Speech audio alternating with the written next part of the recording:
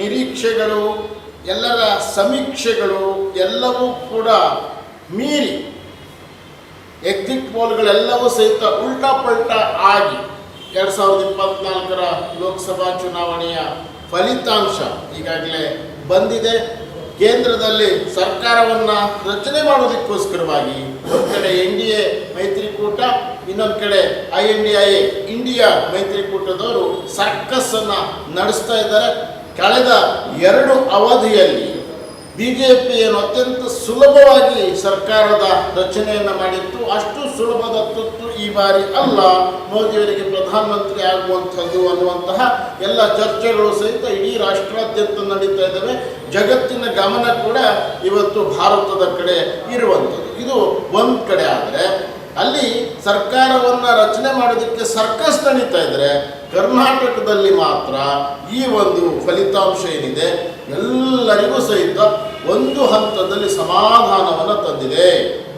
ಇಲ್ಲಿನ ರಿಸಲ್ಟ್ನ ನೋಡ್ತಾ ಇದ್ರೆ, ಆ ಸಂಖ್ಯೆಗಳನ್ನು ನೋಡ್ತಾ ಇದ್ರೇ ಒಂದು ರೀತಿ ಭಾಳ ವಿಶೇಷ ಒಂದು ಅನಿಸುತ್ತೆ. ಯಾಕಂತಂದರೆ BJP 17, JDS 2, ಅಂದರೆ BJP ಮತ್ತು JDS ಮೈತ್ರಿಕೂಟ ಪಡೆದಿರತಕ್ಕಂಥದ್ದು 19, ಕಾಂಗ್ರೆಸ್ಸಿಗೆ 9. ಅಂದರೆ ಈ ಹೊಡಿ 9 ಅಂತ ಹೇಳ್ತಾರಲ್ಲ, ಆ ರೀತಿ ಕಾಂಗ್ರೆಸ್ಸಿಗೆ ಹೊಡಿ 9 ಅನ್ನುವ ರೀತಿಯಲ್ಲಿ ಈ ಫಲಿತಾಂಶ ಬಂದಿದೆ ಅಂತ ಹೇಳ್ಬೋದು. ಅದರಲ್ಲೂ ಸಿದ್ದರಾಮಯ್ಯನವರ ಸರ್ಕಾರಕ್ಕೆ ಇದು ಒಂದು ರೀತಿ ಹೊಡಿ 9 ಅನ್ನುವ ರೀತಿಯಲ್ಲಿ ಬಂಪರ್ ರೀತಿಯ ಒಂದು ಫಲಿತಾಂಶ ಅಂತಲೇ ಹೇಳ್ಬೋದು. ಸಿದ್ದರಾಮಯ್ಯನವರಿಗೆ ನಾನು ಹೇಳ್ತಾ ಇರೋದು, ಸಿದ್ದರಾಮಯ್ಯನವರ ಸರ್ಕಾರಕ್ಕೆ. ಯಾಕೆ ಅಂತಂದರೆ ಲೋಕಸಭಾ ಚುನಾವಣೆಯ ನಂತರದಲ್ಲಿ ಸಿದ್ದರಾಮಯ್ಯನವರ ಸರ್ಕಾರದಲ್ಲಿ ನಾಯಕತ್ವ ಬದಲಾವಣೆ ಆಗ್ತದೆ, ಸರ್ಕಾರದಲ್ಲಿ ಅಲ್ಲೋಲ ಕಲ್ಲೋಲ ಆಗಿಬಿಡ್ತದೆ ಅನ್ನುವಂಥ ಚರ್ಚೆಗಳು ಸಾಕಷ್ಟು ನಡೀತಾ ಇದ್ವು. DK ಶಿವಕುಮಾರ್ ಅವರು ಆರಂಭದಿಂದಲೂ ಸಹಿತ 2023ರಲ್ಲಿ ಏನು ಅಭೂತಪೂರ್ವವಾಗಿರ್ತಕ್ಕಂತಹ ಗೆಲುವನ್ನು ಕಾಂಗ್ರೆಸ್ಸು ಕರ್ನಾಟಕದಲ್ಲಿ ಸಾಧಿಸ್ತದೆ. 135 + 1 136 ಸ್ಥಾನವನ್ನು ಇಲ್ಲಿ ಗಳಿಸ್ತದೆ.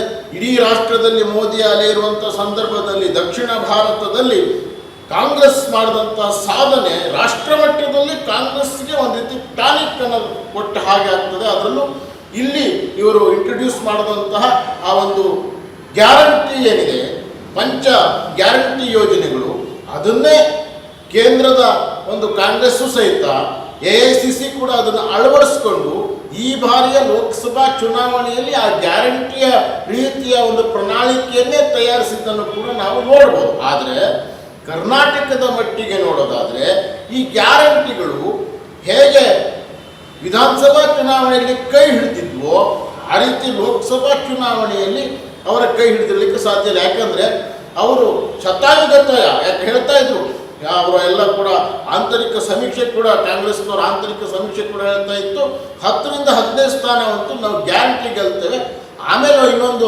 4 ಸ್ಥಾನ 50-50ಯಲ್ಲಿದೆ, ನಾವು ಹಂಗಂಗೂ ಮಾಡಿ 18-19 ಗಡಿ ದಾಟಿಬಿಡ್ತೇವೆ ಅನ್ನೋ ರೀತಿಯಲ್ಲಿ ಹೇಳ್ತಾ ಇದ್ರು. ಅದು ಯಾವುದು ಸಾಧ್ಯ ಆಗಲಿಲ್ಲ, ಡಬಲ್ ಡಿಜಿಟ್ ಹೋಗೋದಕ್ಕೆ ಆಗಲಿಲ್ಲ, 9ಕ್ಕೆ ಸೀಮಿತ ಆಯಿತು. ಆದರೆ 9ಕ್ಕೆ ಸೀಮಿತ ಆಗಿದ್ದೂ ಸಹಿತ ಅದು ಸಿದ್ದರಾಮಯ್ಯನವರ ಸರ್ಕಾರದ ದೃಷ್ಟಿಯಿಂದ ಅತ್ಯಂತ ಅನುಕೂಲಕರವಾಗಿರ್ತಕ್ಕಂಥ ಫಲಿತಾಂಶ ಇಲ್ಲಿ ಬಂದಿದೆ ಅಂತ ಹೇಳ್ಬೋದು. ಇಲ್ಲಿ ಇರುವಂತಹ 3 ಪಕ್ಷಗಳಿಗೆ ಈ ಒಂದು ರಿಸಲ್ಟು ಸಮಾಧಾನಕರವಾಗಿರ್ತಕ್ಕಂಥ ರಿಸಲ್ಟು.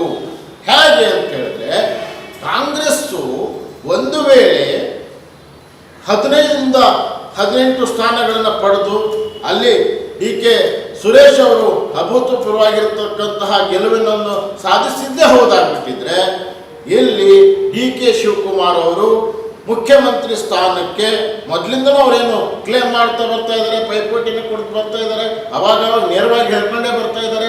ಅದರಲ್ಲೂ 2023ರ ಚುನಾವಣೆಯಲ್ಲಿ ಒಕ್ಕಲಿಗರೆಲ್ಲರೂ ಸಹಿತ ನಮಗೆ ಕಾಂಗ್ರೆಸ್ಸಿಗೆ ಸಪೋರ್ಟ್ ಮಾಡಿದ್ರಿಂದ ಇಷ್ಟೊಂದು ಅಭೂತಪೂರ್ವವಾಗಿರ್ತಕ್ಕಂಥ ಗೆಲುವು ಸಾಧಿಸೋದಕ್ಕೆ ಸಾಧ್ಯ ಆಯಿತು ಅನ್ನುವಂಥ ಮಾತನ್ನು DK ಶಿವಕುಮಾರ್ ಹೇಳ್ಕೊಂಡು ಬರ್ತಾ ಇದ್ರು.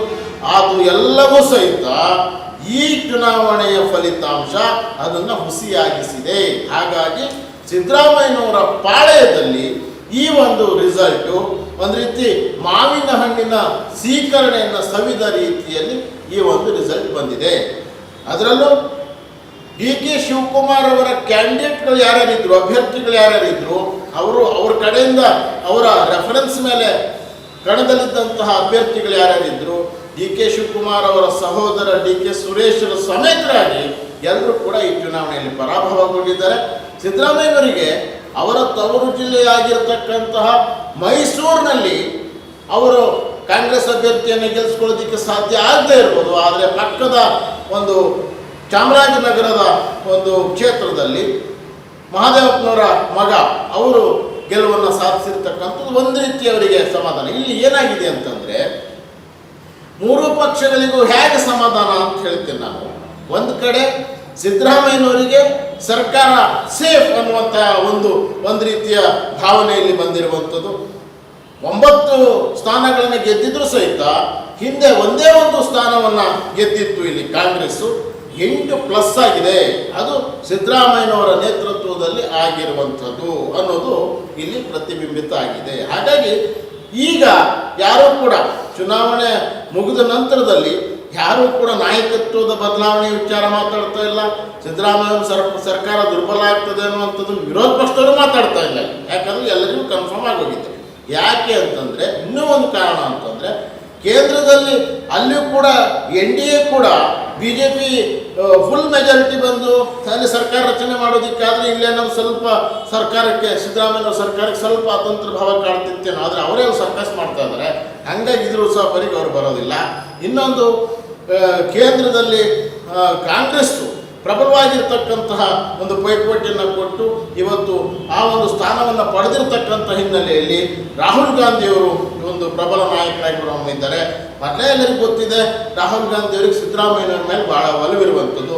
ರಾಹುಲ್ ಗಾಂಧಿಯವರ ಒತ್ತಾಸೆ ಮೇಲೆಗೆ ಸಿದ್ದರಾಮಯ್ಯನವರಿಗೆ ಮುಖ್ಯಮಂತ್ರಿ ಸ್ಥಾನ ಸಿಕ್ಕಿತ್ತು ಅನ್ನುವಂಥದ್ದು ಕೂಡ ಎಲ್ಲರಿಗೂ ಗೊತ್ತಿರ್ತಕ್ಕಂಥ ವಿಚಾರ. ಹಾಗಾಗಿ ಕಾಂಗ್ರೆಸ್ ದೃಷ್ಟಿಯಿಂದ, ಸಿದ್ದರಾಮಯ್ಯನವರ ದೃಷ್ಟಿಯಿಂದ ಇದು ಅವರಿಗೆ ಸಮಾಧಾನವಂತಂದಂತಹ ಒಂದು ರಿಸಲ್ಟು. ಇನ್ನು BJPಯವರ ವಿಚಾರ ನೋಡೋದಾದರೆ, ಹಿಂದಿನ ಚುನಾವಣೆಯಲ್ಲಿ ಅವರಿಗೆ ಬಂದಿರತಕ್ಕಂಥ ಸ್ಥಾನ ಈಗ ಬಂದಿರಲಿಕ್ಕಿಲ್ಲ. ಆದರೆ ಇವತ್ತು ಪರಿಸ್ಥಿತಿ ಹೆಂಗಾಗಿದೆ ಅಂತಂದರೆ, BJP ಇಲ್ಲಿ ಇಂಥ ಒಂದು ಪ್ರಬಲವಾಗಿರ್ತಕ್ಕಂಥ ಕಾಂಗ್ರೆಸ್ ಸರ್ಕಾರ ಇರುವಂಥ ಸಂದರ್ಭದಲ್ಲಿ, ಗ್ಯಾರಂಟಿ ಅಲೆಯಲ್ಲಿ ಎಲ್ಲರೂ ತೇಲ್ತಾ ಇರುವಂಥ ಸಂದರ್ಭದಲ್ಲಿ, 2023 ಚುನಾವಣೆಯಲ್ಲಿ ಹೀನಾಯ ಸೋಲನ್ನು ಅನುಭವಿಸಿದಂಥ BJP ಇವತ್ತು 17 ಸ್ಥಾನವನ್ನು ಗಳಿಸಿದೆ ಅಂತಂದರೆ ಅದು ನಿಜವಾಗಿರ್ತಕ್ಕಂತಹ, ಅಲ್ಲೂ ಕೂಡ ಅಲ್ಲಿ ಪಕ್ಷದಲ್ಲಿ BJPಯಲ್ಲಿ ಹೆಂಗಾಗ್ಬಿಟ್ಟಿತ್ತು ಕೇಳಿದ್ರೆ, ಯತ್ನಾಳ್ ಅವರೆಲ್ಲ ನೇರವಾಗಿ ಹೇಳ್ತಾ ಇದ್ರು, ಇದು ಯಡಿಯೂರಪ್ಪನವರ ಮಗ ವಿಜಯೇಂದ್ರ BJP ಅಧ್ಯಕ್ಷ ಆದ ನಂತರದಲ್ಲಿ ನಡೀತಾ ಇರತಕ್ಕಂಥ ಚುನಾವಣೆ, ಇದರಲ್ಲಿ ಏನೇ ಆದರೂ ಸಹಿತ ವಿಜಯೇಂದ್ರ ಅವರ ತಲೆದಂಡ ಆಗಬೇಕು ಅನ್ನುವ ರೀತಿಯಲ್ಲಿ ಅವರೆಲ್ಲರೂ ಕೂಡ ಮಾತಾಡ್ತಾ ಇದ್ರು. ಈ ಒಂದು ರಿಸಲ್ಟು 17+2 ಅವರ ಒಂದು ಬಾಯನ್ನು ಕೂಡ ಮುಚ್ಚಿರುವಂಥದ್ದು. ಅವರು ಯಾರೂ ಕೂಡ ಇಲ್ಲಿ ವಿಜಯೇಂದ್ರ ನಾಯಕತ್ವಕ್ಕೆ ಯಾರೂ ಕೂಡ ಇವತ್ತು ಮಾತಾಡೋದಕ್ಕೆ ಸಾಧ್ಯ ಆಗುವುದಿಲ್ಲ. ಅದನ್ನು ವಿಜಯೇಂದ್ರ, ನಾನು ಚುನಾವಣೆಯನ್ನು ಒಳ್ಳೆ ರೀತಿಯಿಂದ ಮಾಡಿದ್ದೇನೆ, BJPಗೆ ಬಲವನ್ನು ತುಂಬಿದ್ದೇನೆ. ಯಾಕಂದರೆ ಇಡೀ ರಾಷ್ಟ್ರ ಮಟ್ಟದಲ್ಲಿ ಉತ್ತರ ಪ್ರದೇಶದಲ್ಲೇ ಇವತ್ತು BJP ಮುಗ್ಗರಿಸಿರುವಂಥ ಸಂದರ್ಭದಲ್ಲಿ, ಕರ್ನಾಟಕದಲ್ಲಿ ಇಂಥ ಪ್ರಬಲವಾಗಿರ್ತಕ್ಕಂಥ ಕಾಂಗ್ರೆಸ್ ಸರ್ಕಾರ ಇದ್ದಾಗಲೂ ಸಹಿತ 17 ಸ್ಥಾನವನ್ನು ಅವರೇನು ಗೆದ್ದಿರೋದಿದೆಯಲ್ಲ, ಅದು ಖಂಡಿತವಾಗಿಯೂ ಸಮಾಧಾನ ತರುವಂತಹ ಒಂದು ರಿಸಲ್ಟ್ ಆಗಿದೆ. ಹಾಗಾಗಿ ಹಿಂದಿನ ಚುನಾವಣೆಗಿಂತ ಕಡಿಮೆ ಸ್ಥಾನವನ್ನು ಗಳಿಸಿದ್ರೂ ಸಹಿತ BJPಗೆ, ಅದರ ಅಧ್ಯಕ್ಷರಿಗೆ ವಿಜಯೇಂದ್ರ ಅವರಿಗೆ ಇದು ಅತ್ಯಂತ ಸಮಾಧಾನವನ್ನು ತಂದಿರತಕ್ಕಂತಹ ರಿಸಲ್ಟು. JDSಗೆ ಕಳೆದ ಚುನಾವಣೆಯಲ್ಲಿ 1 ಸ್ಥಾನ ಬಂದಿತ್ತು. ಹಿಂದಿನ ಚುನಾವಣೆಯಲ್ಲಿ ಕುಮಾರಸ್ವಾಮಿಯವರು ಖುದ್ದು ಮುಖ್ಯಮಂತ್ರಿಗಳಾಗಿದ್ದರೂ ಸಹಿತ ಮಂಡ್ಯದಲ್ಲಿ ಮಗನನ್ನು ಗೆಲ್ಲಿಸ್ಕೊಳ್ಳೋದಕ್ಕೆ ಸಾಧ್ಯ ಆಗಿರಲಿಲ್ಲ ನಿಖಿಲ್ ಕುಮಾರಸ್ವಾಮಿಗೆ. ಆದರೆ ಈ ಬಾರಿ ಚುನಾವಣೆಯಲ್ಲಿ ಅವರಿಗೆ ಇಲ್ಲಿ ಒಂದು ಕಡೆ ಕುಮಾರಸ್ವಾಮಿಯವರು ಅಭೂತಪೂರ್ವವಾಗಿರ್ತಕ್ಕಂಥ ಗೆಲುವನ್ನು ಸಾಧಿಸ್ತಾರೆ. ಮಂಡ್ಯದ ರಿಸಲ್ಟು ಕೂಡ ಎಲ್ಲರಿಗೂ ಅಚ್ಚರಿ ಮೂಡಿಸ್ತಾ ಇರುವಂಥದ್ದು. ಎಲ್ಲರೂ ಕೂಡ ವಿಶ್ಲೇಷಣೆ ಮಾಡ್ತಾಯಿದ್ರು, ಏನಂದರೆ ಯಾರು ಗೆದ್ರೂ ಭಾಳ ಕಮ್ಮಿ ಮಾರ್ಜಿನಲ್ಲಿ ಗೆಲ್ತಾರೆ ಅಂತೇಳಿ. ಕುಮಾರಸ್ವಾಮಿಯವ್ರು ಗೆದ್ದಿರ್ತಕ್ಕಂಥದ್ದು ಭಾಳ ದೊಡ್ಡ ಅಲ್ಲಿ ಮಾರ್ಜಿನಲ್ಲಿ ಗೆದ್ದಿರುವಂಥದ್ದು. ಜೊತೆಗೆ ಬೆಂಗಳೂರು ಗ್ರಾಮಾಂತರದ ಫಲಿತಾಂಶ ಅಲ್ಲಿ ಮಂಜುನಾಥ್ ಅವರು ಗೆದ್ದಿರುವಂಥದ್ದು, ಅದು ಕೂಡ 2.5 ಲಕ್ಷಕ್ಕಿಂತ ಹೆಚ್ಚಿನ ಒಂದು ಅಂತರದಲ್ಲಿ ಜಯವನ್ನು ಸಾಧಿಸಿರುವಂಥದ್ದು. ಇಡೀ ರಾಜ್ಯದಲ್ಲಿ ಗಮನ ಸೆಳೆದಿರುವಂಥದ್ದು, ಇಡೀ ರಾಷ್ಟ್ರದಲ್ಲಿ ಗಮನ ಸೆಳೆದಂಥದ್ದು ಡಿ ಕೆ ಸುರೇಶ್ ಅವರನ್ನು ಮಣಿಸುವಂಥದ್ದು ಅಷ್ಟು ಸುಲಭದ ಮಾತಲ್ಲ ಅಂತ ಎಲ್ಲರೂ ಹೇಳ್ತಾ ಇದ್ರು. ಆದರೆ ಅಲ್ಲಿ ಲೀಡಿಂಗು ಗೆದ್ದಿರೋದಾಯಿತು, ಸೋಲು ಗೆಲುವು ಬೇರೆ, ಆದರೆ ಆ ಲೀಡ್ ಏನಿದೆಯಲ್ಲ 2.5 ಲಕ್ಷಕ್ಕೂ ಅಧಿಕ ಅಂತರದಿಂದ ಡಿ ಕೆ ಸುರೇಶ್ ಅವರನ್ನು ಸೋಲಿಸೋದೇನಿದೆಯಲ್ಲ ಅದು ನಿಜವಾಗಿಯೂ ಡಿ ಕೆ ಶಿವಕುಮಾರ್ ಅವರಿಗೆ ಕೊಟ್ಟಿರ್ತಕ್ಕಂಥ ದೊಡ್ಡ ಪೆಟ್ಟು.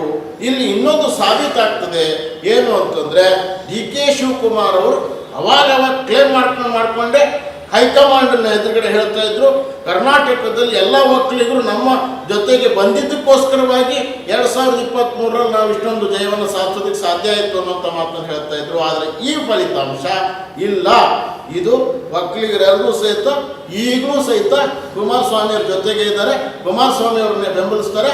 ಕರ್ನಾಟಕದ ಒಕ್ಕಲಿಗರ ನಾಯಕರು ಯಾರಾದರೂ ಇದ್ದರೆ ಅದು H D Kumaraswamy, H D ದೇವೇಗೌಡರ ನೇತೃತ್ವದಲ್ಲಿ ಎಚ್ ಡಿ ಕುಮಾರಸ್ವಾಮಿಯವರು ಅನ್ನುವಂಥದ್ದು ಈ ಚುನಾವಣೆಯ ಫಲಿತಾಂಶ ಅದನ್ನು ಕೂಡ ಸಾಬೀತು ಮಾಡಿದೆ. ಹಾಗಾಗಿ ಕಾಂಗ್ರೆಸ್ಸು, BJP, JDS ಎಲ್ಲರೂ ಸಹಿತ ಇಲ್ಲಿ ಅತ್ಯಂತ ಸಮಾಧಾನಕರವಾಗಿರ್ತಕ್ಕಂಥ ಫಲಿತಾಂಶವನ್ನು ಪಡ್ಕೊಂಡಿದ್ದಾರೆ. ಸಿದ್ದರಾಮಯ್ಯನವರ ಸರ್ಕಾರ ಸೇಫ್ ಆಗಿದೆ ಅಂತಲೇ ಹೇಳ್ಬೋದು. ನಮಸ್ಕಾರ.